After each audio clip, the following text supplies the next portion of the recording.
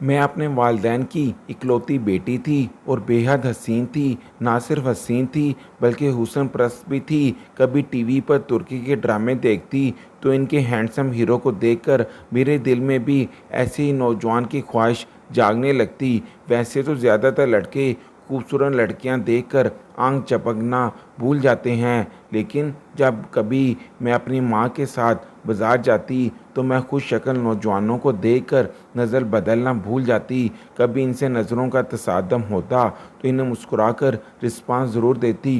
हमारे माशरे में बोले जाने वाला ये जुमला कि हंसी तो लड़की फंसी मुझ पर एकदम फिट था। इन्हीं दिनों मेरी अम्मी की दोस्त ने अपने बेटे के लिए मेरी ख्वाहिश ज़ाहिर की, लेकिन मैंने ये बात अब्बू तक पहुंचने से पहले ही ख़त्म करवा दी। वजह ये थी कि वो लड़का सानवी रंगत का मालिक था और मैं ऐसे नौजवानों को देखना भी गवारा नहीं करती थी। अम्मी मेरी भोली भाली अल्लाह मियाँ की गाय थी। मैंने मना किया तो कहने लगी कि जैसे तुम्हारी मर्ज़ी। इन दिनों मेरी उम्र 16-17 बरस थी। अच्छे बुरे की तमीज़ और दुनिया को परखने का ढंग नहीं आया था। सोचों में पुख्तगी ना थी कि ज़िंदगी और मुस्तकबिल के फ़ैसले को समझती। अच्छी शक्लों पर मर मिटने का जी चाहता था। ये उम्र का वो दौर था जब दिल को साथी की तलाश होती है। मैं भी बेमकसद नहीं झांकती थी। नज़रें किसी हसीन साथी की आरज़ू में रहती थी और मेरी भूली माँ मेरी नज़रों का मफ़हूम ना समझती थी। तभी उन्होंने कभी छत पर जाने से मना नहीं किया। इनका ख्याल होगा कि कहीं आती जाती नहीं है, एक छत ही तो है, खुली फ़ज़ा में सांस ले ले। ये इतवार का दिन था। काफ़ी दिनों से सामने वाली बिल्डिंग में बलाई मंज़र पर जो फ्लोर खाली था, आज वहाँ ज़िंदगी का सार नज़र आए। एक खूबसूरत नौजवान गैलरी से झांक रहा था। अचानक इसने नज़र ऊपर उठाई और मुझे छत की मंडेर से अपनी जानब तकते पाया। वो बेख्तियार मायनी खेज अंदाज में मुस्कुरा दिया और मैं एकदम से पीछे हो गई। पर अब चैन कहाँ था। ज़रा देर के बाद फिर झांका। इसने भी खुश दिली से हाथ हिलाया। पहले तो मैंने इसकी हरकत पर इसे घूर दिया और छत से नीचे उतर आई, लेकिन वो नौजवान बहुत खुश शक्ल था। फिल्में ड्रामे देख देख कर मेरे अंदर भी ये ख्वाहिश जागने लगी कि मेरी भी कोई लव स्टोरी होनी चाहिए। इसलिए मैं जब अगले रोज़ छत पर गई तो वो नौजवान भी अपनी गैलरी में खड़ा था। मुझे देख कर मुस्कुराने लगा। फिर मुझे इशारे से ये बताने लगा कि मैं बहुत खूबसूरत हूँ। इस बात ने तो मेरे अंदर फूल से खिला दिए थे। औरत शायद फितरी तौर पर इन्हीं बातों से बेवकूफ़ बन जाती है। कोई नौजवान खुश शक्ल लड़का तारीफ़ कर दे तो दिन बागो बहार होने लगता है। मेरे साथ भी कुछ ऐसा ही था। मेरी मुर्तज़ा से जान पहचान बस ऐसे ही एक झलक से शुरू होकर एक मुकम्मल दास्तान पर ख़त्म हो गई। मगर मेरी ज़िंदगी का ये सफ़र मंजिल पा लेने के बावजूद भी नामुकम्मल रह गया। एक रोज़ जब छत से मैं झांक रही थी और मुर्तज़ा मुझे इशारे कर रहा था, मेरी शामत अमाल मेरे अब्बू साहब गली से नमूदार हो गए। वो घर की जानब आ रहे थे। मैं तो अपनी दुनिया की रंगीनगी में खोई हुई थी। इनके आने का मुझे एहसास ही ना हुआ, लेकिन अब्बू ने मुझे इशारों की ज़ुबान में मुर्तज़ा से गुफ्तगू करते देख लिया। घर आए तो वालदा से पूछा कि फ़रखंदा किधर है। अम्मी ने लापरवाही से कहा कि छत पर ही होगी या यहीं कहीं होगी। उन्होंने शाने बेनियाजी से जवाब दिया और अपने काम में मसरूफ़ हो गई। अकबरी बेगम, कमाल है, तुम जवान बेटी की माँ हो और तुमको खबर ही नहीं कि तुम्हारी बेटी कहाँ है। अगर छत पर भी है तो इस भरी दोपहर में वहाँ क्या कर रही है। अबू गुस्से से बोले तो अम्मी भी तिलमला सी गई। अब मुझे क्या खबर, मैं तो किचन में खाना बनाने में मसरूफ़ हूँ। खाने को छोड़ो और बेटी की खैर खबर लो। छत पर जाओ, देखो तो वहाँ कड़कती धूप में क्या कर रही है। वालिद साहब के सख्त तेवर देखकर अम्मी ऊपर आने को सीढ़ियाँ चढ़ने लगी। अम्मी के कदमों की आवाज़ पर मेरे कान खड़े हो गए। मैं खुद जल्दी से सीढ़ियों पर पहुंच गई कि इनकी छत तक पहुंचने की नौबत ही ना आए। चलो, तुम्हारे अब्बू आ गए हैं और तुम्हारा पूछ रहे हैं। मेरा दिल तो धड़क उठा। खुदा ना करे मुझे अब्बू ने मुर्तज़ा से इशारों में बातें करते तो नहीं देख लिया। अपने दिल में अगर चोर हो तो डर तो लगता ही है। दिल भी दुरुस्त खदशे से धड़का था। अबू ने डांट कर पूछा कि इतनी तपिश है, इस वक्त छत पर क्या कर रही थी? क्या सामने की बिल्डिंग में तुम्हारी कोई सहेली सहेली रहती है? इनका जो मायनी जुमला मुझे ताज़ियाने की तरह लगा और मैंने जुरजुरी ली मेरे गले में गिरे से पड़ने लगी। बस मुश्किल से मैंने कहा, नहीं नहीं नहीं। तो अबू बोले, बस इस कदर कह सकी। वो भी इस कदर इस वक्त गुस्सा पी गए, लेकिन इनके दिल में जिस खदशे ने सर उठाया था इसने अब्बू को फ़िक्र और परेशानी में मुब्तला कर दिया। वालदा तो मेरी कुछ ठंडे मजाज की थी, वो बिल्कुल भी वो शक्की मजाज की ना थी। जो काम माओं का होता है वो भी वालिद साहब ने खुद ही सर अंजाम देने की ठान ली। दिन रात मुझे बयाने की चारासाजी में लग गए। करीबी दोस्तों से जिक्र किया कि मेरी बेटी का रिश्ता तलाश करना है। ख़ानदान में इसके लिए कोई अच्छा रिश्ता मौजूद नहीं है। आदमी किसी जस्तजू में अगर लग जाए ना तो कामयाब हो ही जाता है। इनके एक दोस्त के तवसत से वालिद साहब को मेरे लिए मुनासिब रिश्ता मिल गया। अब्बू के दोस्त की बेगम हमारे घर आई। उन्होंने मुझे देखा और पसंद कर लिया। जब वालिदा ने मुझे बताया कि तुम्हारे अब्बू ने एक लड़का पसंद कर लिया है तो मैं परेशान हो गई। माँ से तसल्ली को कहा, मुझे इस लड़के की फ़ोटो तो दिखाइए, तभी हाँ करूँगी। अगले ही रोज़ अम्मी ने एक फ़ोटो दिखाई। मौजूफ़ की शक्ल मुझे एक आंग ना भाई, ज़रा भी खूबसूरत ना था। ऊपर से कुछ पुख्ता उम्र के लगते थे कि सर पर बाल भी बहुत कम थे। देखते ही मैंने फ़ोटो को परे फेंक दिया और कानों को हाथ लगा कर कहा, तौबा तौबा अम्मी, क्या आपको मेरे लिए यही आदमी पसंद आया है? मैं हरगिज़ भी शादी नहीं करूँगी, बल्कि मर जाना पसंद करूँगी। अम्मा की आंखें तो खुली की खुली रह गई। उन्होंने ये कहकर मुझको मज़ीद इस मामले पर बहस करने से रोक दिया कि तुम्हारे अब्बा आ जाएं, इनसे बात करूँगी। अगले रोज़ जब अब्बू दफ्तर चले गए, माँ ने कहा, मैंने बात की है। अब्बू ने यही सवाल किया है कि बेटी से पूछो इनकार की क्या वजह है। मैं सूरत ही सब कुछ नहीं होती, असल शायद सीरत होती है। अम्मा, सीरत के साथ लड़की लड़के की पसंद को भी खातिर में रखना पड़ता है। तो क्या कोई और पसंद है तेरी? बता दे, ये भी मैं तेरे बाबा से पूछ लूँगी।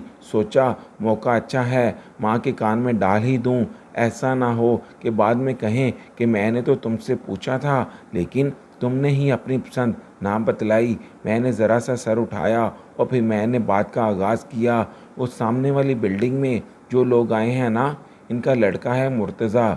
मुर्तज़ा नाम है। मैं इसके बारे में ज़्यादा तो नहीं जानती, लेकिन मुझे वो लड़का पसंद है और वो भी मुझसे शादी करना चाहता है। अब्बा से कहें कि मेरा रिश्ता इसके साथ कर दें। मेरी बात सुनकर मेरी वालदा ने सवालात की भरमार मुझ पर कर दी कि लड़का कौन है, क्या करता है, किस ख़ानदान से है।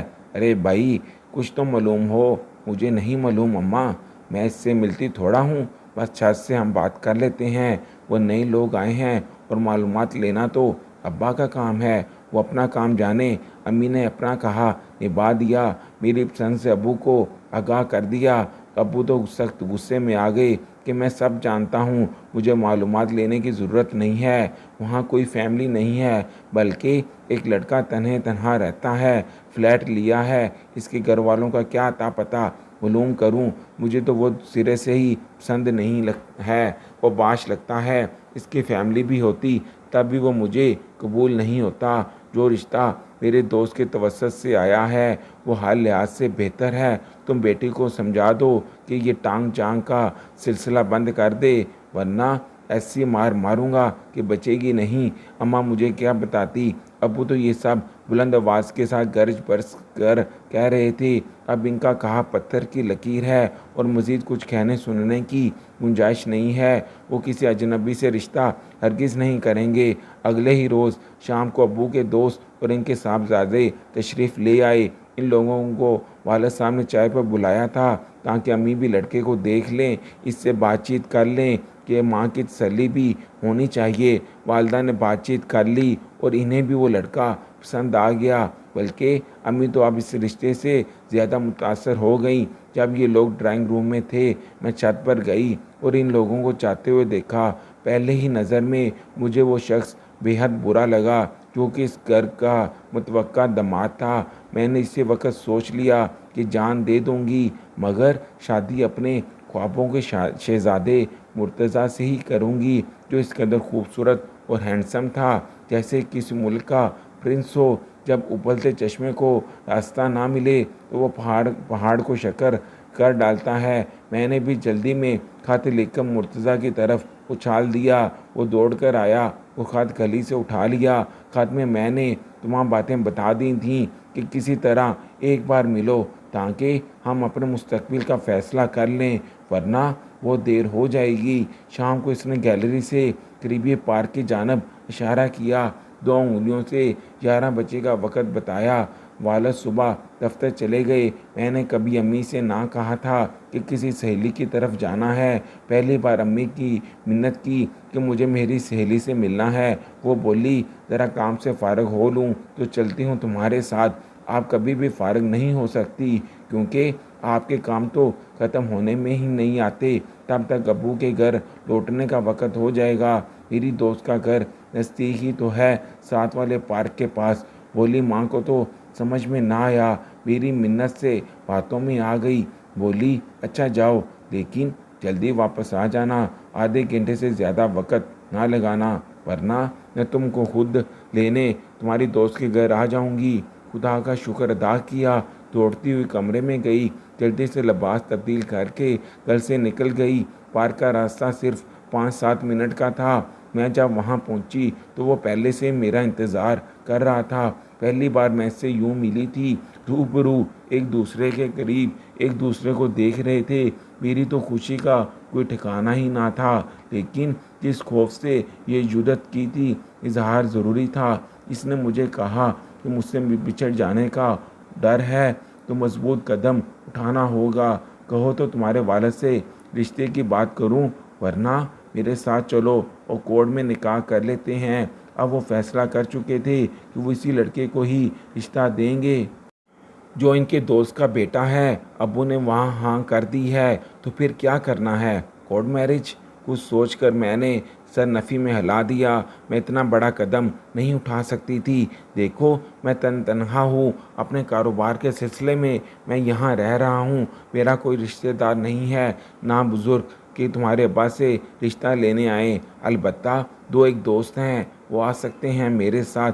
तुम कहो तो रिश्ता लेकर आ जाता हूँ। इसकी ये बात सुनकर मैंने कहा, बस रहने दो, अब्बा कहेंगे कि ख़ानदान का अता पता नहीं, वो चले आए हो रिश्ता मांगने। क्या रिश्ते यूँ तय होते हैं? मुझे पता है कि मेरे अब्बू ऐसा ही कहेंगे। 2-3 दिन सोचो बचार में गुजर गए। इधर अम्मा और अब्बा मेरी शादी के तज़किरों में लगे हुए थे, और उधर मैं मुर्तज़ा के साथ हमेशा ज़िंदगी गुजारने के ख्वाब बुन रही थी। आखिर इसके हिम्मत दिलाने पर एक रात जबकि अम्मी अब्बू सो रहे थे, मैंने चुपके से दरवाज़ा खोला और बाहर निकल आई। मुर्तज़ा की कार में बैठकर हमेशा के लिए घर छोड़ दिया। यूँ वालिदैन की बेखबरी में मैं इनकी मर्ज़ी के ख़िलाफ़ अपने पसंद की शादी कर ली। मुर्तज़ा ने इस वाक़े से चंद दिन कबल ही सामने वाला फ्लैट छोड़ दिया था, और वो दूसरे फ्लैट में मुझे लेकर आ गया जो किराए पर लिया था। मुर्तज़ा से कोर्ट मैरिज करके मैं बहुत खुश थी, लेकिन वालिदैन को धोखा देने का मेरे दिल में मलाल था। मगर उस वक़्त तो मुझे अपनी खुशी और अपने ख्वाब ज़्यादा अजीज़ थे। मुर्तज़ा ने कोई कमी ना की, अच्छा खिलाया पिलाया, रोज़ शाम को सैर पर ले जाते। ये फ्लैट हमारे घर से काफ़ी दूर एक पोश इलाके में था। मुझको अपने शौहर के साथ कभी खर्चे की तंगी महसूस ना हुई, लेकिन इस बात का इल्म भी ना था कि मेरे शौहर का काम क्या है। बस यही कहते थे कि छोटा से मोटा अपना कारोबार है। तुमको मेरे कारोबार की तफसील जानने की क्या गर्ज? तुम्हें तो बस खर्चे से मतलब होना चाहिए, वो तो तुमको मिल जाता है। 4 साल सुकून के गुजर गए। एक बार मुर्तज़ा से छुपकर अपने दोस्त के घर फ़ोन किया और कहा कि मेरी अम्मी से बात करवा दो, लेकिन अम्मी ने मेरी दोस्त से साफ कह दिया कि मैंने इससे कोई राब्ता नहीं रखना। अब मैं 2 बेटियों की माँ बन चुकी थी। जिस फ्लैट में हम रहते थे, इसके बराबर वाले फ्लैट में एक उम्र रसीदा नर्स ज़ुबैदा रहा करती थी। जब बच्चों की पैदाइश हुई तो इसको बुला लेती थी। वो मेरे शौहर की बहन बनी हुई थी और मुर्तज़ा इसको ज़ुबैदा आपा कह कर बुलाते थे। मुर्तज़ा एक दिन बिरोने मुल्क चले गए और फिर इनकी खबर ना आई। आपा को पता था कि वो किसी एजेंट के ज़रिए गए हैं। उन्होंने इस आदमी की खोज लगाई और पूछा कि मुर्तज़ा को गए 1 माह हो गया है, कोई खैर खबर नहीं आ रही। तब इसने बताया कि बिरोने मुल्क गैर कानूनी तरीके से जाने की वजह से मुर्तज़ा पकड़े गए हैं और इनको वहाँ कैद कर लिया गया है। दियारे गैर में सज़ा काट रहे हैं। 3 साल गुजर गए, मुर्तज़ा लौटे नहीं और ना ही कोई राब्ता किया। मैं कोड़ी कोड़ी की मोहताज हो गई। तो छोटी बच्चों का साथ था, ज़्यादा पढ़ी लिखी ना थी कि नौकरी कर ली थी। आपा खुद बेवा थी और एक अस्पताल में काम करती थी। बेचारी की तनख्वाही क्या थी, इसकी अपनी मुश्किल से पूरी हो रही थी। फिर भी जहाँ तक बन सका ज़ुबैदा आपा ने हमारी मदद की। आखिर मेरी जमा पूंजी जेवर सब ख़त्म हो गया। मैं फ्लैट का किराया देने से भी कासर थी। एक रोज़ मालिक मकान ने मेरा सामान बाहर निकलवा दिया। रहने का आसरा भी ना रहा। ज़ुबैदा आपा ने रहम खाकर मुझे कुछ दिनों के लिए अपने घर में रख लिया, मगर यही कहा कि अब तुम खुद अपने कदमों पे खड़े होने का चारा करो। मैं तुमको मुस्तकिल सहारा नहीं दे सकती। नौकरी की तलाश को निकली। मैं घरेलू काम के लिए मुलाजमा जैसी नौकरी ही कर सकती थी, वो भी ना मिली। तो छोटी बच्चों का साथ था जिनकी वजह से कोई मुझे अपने घर मुलाजमा रखने पर भी तैयार ना था, जबकि बच्चियां दूध के लिए रोती थीं। एक बार मैं एक घर पे मुलाजमत मांगने गई तो इन लोगों को देखकर मैं शर्मिंदा सी रह गई। इतने बड़े बंगले के मालिक वही लोग थे जहां अब्बा ने मेरा रिश्ता तय किया था। वो शख्स जिससे मेरे रिश्ते की बात हुई थी, वो करोड़ों का अकेला वारिस था। मुझे यूं फटे पुराने कपड़ों में देखकर इन लोगों के चेहरों पर भी नागवारी सी आई थी। जब मैंने इस शख्स की बीवी को देखा तो देखती ही रह गई। वो मुझसे भी कई गुना ज़्यादा खूबसूरत थी। मुझे अपने किए पर बेहद अफसोस हुआ था। मेरे बाप ने मेरे लिए हीरा चुना, लेकिन मैंने कान से हाथ जख्मी कर लिए। मैं वहाँ से बाहर निकल गई। एक और कोठी में मुलाजमा के लिए गई कि किसी फोटोग्राफर का घर था। इसने मुझे बगौर देखा, कहने लगा कि अगर मॉडलिंग पर तैयार हो जाओ तो मुलाजमत मिल सकती है, सर्वेंट क्वार्टर भी रहने को मिल जाएगा। तुम बहुत खूबसूरत हो, ऐसा चेहरा तो लाखों में एक होता है। चंद दिनों में तुम्हारी गुर्बत दूर हो जाएगी। ये इन दिनों का जिक्र था जब लड़कियों के लिए मॉडलिंग और अदाकारी मायूब समझी जाती थी, लेकिन मेरी मजबूरी थी। पेट में ना रोटी थी और ना सर पर छत। राज़ी हो गई। इसने मेरे चंद फ़ोटो लिए और फिर मुझ पर दौलत के दरवाजे खुल गए। किस्मत ने यूं मुझे मॉडल घर बना दिया। मुझको किसी शय से भी ज़्यादा अपनी बच्चों का पेट पालना लाजमी था। ये मेरी अशद ज़रूरत और मजबूरी थी। फिर इनकी अच्छी तालीम की खातर रुपयों की हाजत थी। न दौलत कमाने की मशीन बनती गई और वक़्त गुजरता क्या, अब मैं एक कोठी की मालिक थी। बच्चियाँ बड़ी हो रही थी। वो अच्छा खाती, बेहतरीन पहनती और आला तालीमी इदारे में पढ़ रही थीं। इनके शानदार मुस्तकबिल की खातर मैंने किसी की भी बात की परवाह ना की। इनके लिए घर में नौकर आया खानसामा थे और मेरे वार्डरोब में नित नए फैशन डिज़ाइन के मलबूसात थे। अब मैं एक नई जगमग करती दुनिया में थी, जहां अमारात की चकाचौंध गरीबों को शर्माती थी। दौलत की रेल फेल थी। मेरे शहरों पर मशहूर मसनूआत बनाने वाली कंपनियां दौलत मेरे पाँव में रखती थीं। सभी कुछ मिल गया, मगर मुर्तज़ा ना आए। इनकी याद मेरे दिल में हरदम चुटकियां लेती थी। मुझको इनसे वाकई मोहब्बत थी। इनके साथ गुजारे दिन जन्नत का ख्वाब मालूम होते थे। जब शोर से जुदाई का ख्याल रूह को मजरूह करता तो दिल बेबस हो जाता। वो मौसम सरमा की एक सर्द रात थी। 7 साल के बाद ज़ुबैदा आपा के हमरा अचानक मुर्तज़ा आ गए। ज़ुबैदा आपा मेरा घर जानती थी। इनको सामने देखकर तो मुझे आंखों पर यकीन ना रहा था। सोच रही थी कि जब सुबह बच्चियां अपने बाप को देखेंगी तो इनका क्या रद्द-ए-अमल होगा। खुशी से पागल ही हो जाएंगी। मुर्तज़ा को तमाम रात मैं अपने ऊपर गुजरे दुखों का एक एक लम्हा बताती रही। मैंने इन्हें कहा कि मैं मजबूर थी, अब तुम आ गए हो तो हरगिज़ घर से कदम नहीं निकालूंगी।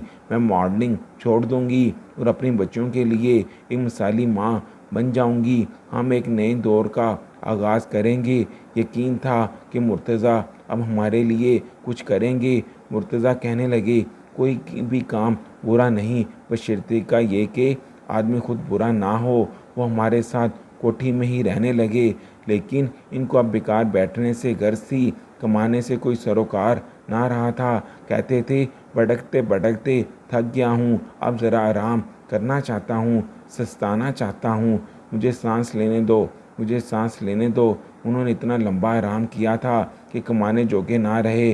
आराम की सांसें रास आ गई। मुझे कहते, मॉडलिंग ना छोड़ना, अब इतनी मेहनत कर चुकी हो, अपने पेशे को छोड़ना मत, वक़्त ठहरता नहीं। मैं भी अब उम्र रसीदा होती जा रही थी, मुझ में अब वो कशिश, वो बात ना रही, तो मैंने काम छोड़ दिया, क्योंकि नई खूबसूरत तरोताज़ा लड़कियां आ रही थीं। इनकी मांग थी। मुझे अधेड़ उम्र का क्या काम, ऐसे में इज्जत से घर बैठ जाना ही भला था।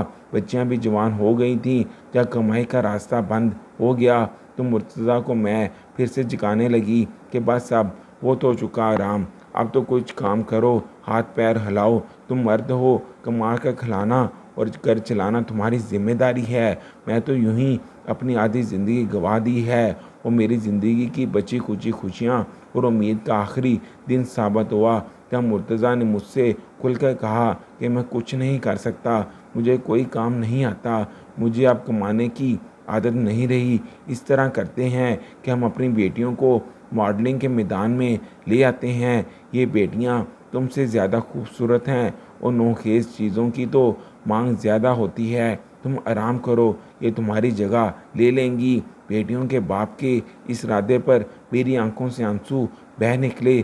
क्या इसी खातर मैंने घुटन रास्ता चुना था और इतने कष्ट उठाए थे? अब मेरे चमन की इन नोखेज़ गलियों पर इनके बाप की नज़र थी। क्या ये कमाएंगी और वो खाएगा? जब बरहम का रिश्ता टूट गया तो मैंने भी तलाक हासिल करके जान छुड़वा ली, ताकि बच्चों को वक़्त पर इनके घरों का कर सकूं। पर आज भी ये ख़लिश मेरे दिल में है।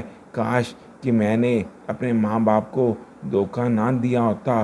माँ बाप का दिल दुखाने की वजह से ही मेरे साथ ज़िंदगी में ये सब कुछ हुआ।